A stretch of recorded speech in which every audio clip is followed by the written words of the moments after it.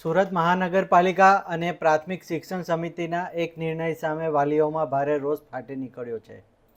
મોટા વરાછા વિસ્તારમાં આવેલી સરકારી શાળા નંબર 309, જે મહારાજા ભગતસિંહજી પ્રાથમિક શાળા અને તાપી મૈયા પ્રાથમિક શાળા તરીકે સંચાલિત છે, તેને અન્ય જગ્યાએ શિફ્ટ કરવાના નિર્ણયથી વાલીઓ લાલઘુમ થયા છે.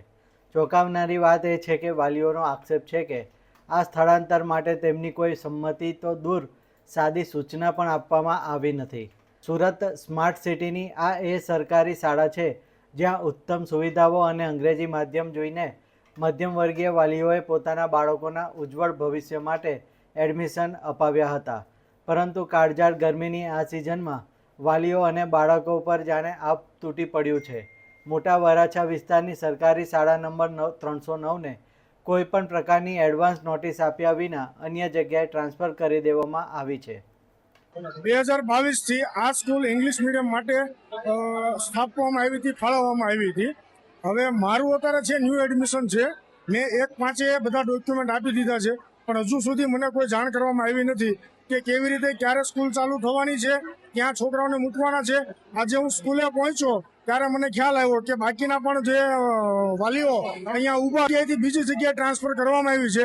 જોકે આ સ્કૂલ ઇંગ્લિશ મીડિયમ માટે મળેલી છે અને આની કોઈ પણ વાત વાલી મિત્રોને જાણ કરવામાં આવી નહોતી.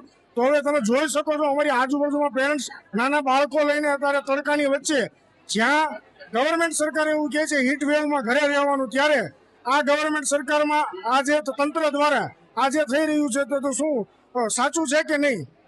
બાળકો આ શાળા શરૂ થઈ ત્યારથી જ અહીં અભ્યાસ કરી રહ્યા છે, જેથી તેઓને શૈક્ષણિક અને એક લાગણીસભર સંબંધ આ પરિસર સાથે જોડાયેલો છે.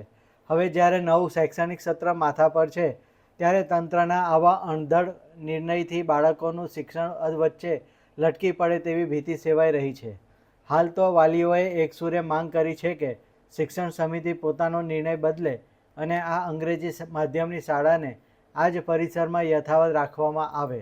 જો માંગ સંતોષવામાં નહીં આવે તો આગામી દિવસોમાં આ આંદોલન વધુ ઉગ્ર બને તેવા પૂરેપૂરા એંધાણ છે. ભણે છે, અમને કોઈ જાણ કરવામાં આવી નથી ઉપરથી ને ડાયરેક્ટ અમને 309ની સ્કૂલમાં જવાનું કહે છે.